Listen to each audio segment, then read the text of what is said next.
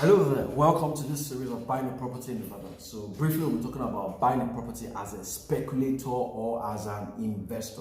But before we go ahead, if you have a comment, if you have a question, if you have something you want us to tackle, you could drop in your comments, you could drop in a DM or something, and we might just take it as our next topic on buying a property in Ibadan.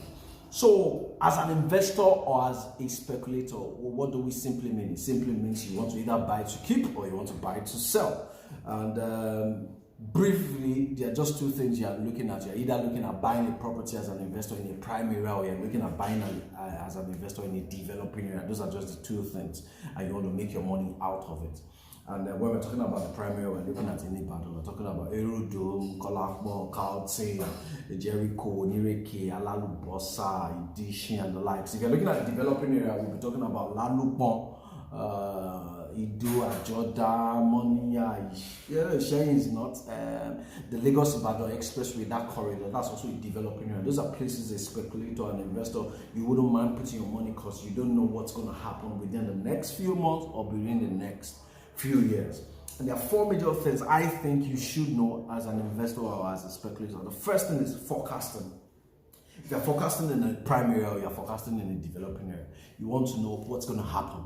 And with that, I think you should talk with a property consultant. Your property consultant should have the ears of the government. Where's the government bringing the bulk of the money? Where's the investment going to in Ibadan? You know, if you have that info, you can just sit back, buy it, and wait. And I can tell you, you're going to cash out and cash out big. You have to be able to forecast. The second thing is you have to be a good negotiator. You have to be a good negotiator because you want to buy it low, you want to buy it cheap, you want to enter the market early, and you want to wait and sell. And that's the hallmark of investing. You buy cheap and you cash out big.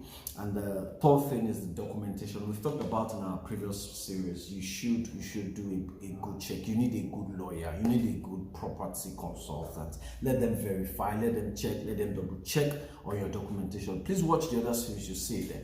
Then the last thing, which is very important for a speculator or an investor, is that your waiting period. Your waiting period is key.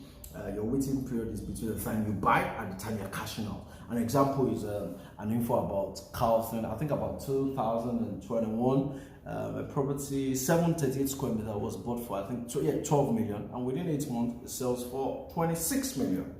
12, 26. That's good cashing out. But currently, as of today is February 2022. That same size in Carlton will probably be going for 38, 35 and will be sold like this. So your waiting period, how long are you waiting? That's for a developed area. Now let's even look at a developing area. I know of Alabata. Alabata was sold, I think, about a year plus for 4,000 square meter. Was sold for 2 million. Currently, that same size, that same plot in that particular location is going for $1 million for 1,000 square meters. So if you buy the same size of 4,000 square meters now, you'll be buying for 4 million. That's not a bad waiting period. That's like a year plus thereabouts. And who says buying a property and cashing out 100% within a year or two is not worth it? I think it's worth it. If you have to wait for a year, nobody should be telling you, and you should be careful of that. People tell you that come and buy now, we'll sell it for you in 2 months, we'll sell it for. There's nothing like that. It happens because selling for, if it's in prime area, it happens, but that's not the rule. Don't be greedy. Don't be that kind of a thing. There's something called a waiting period. So the four things again: your forecasting, your negotiation, your documentation, and of course your waiting period. I hope in this clip we've been able to tell you that you can buy a property in Ibadan. You should buy a property in Ibadan. Thank you.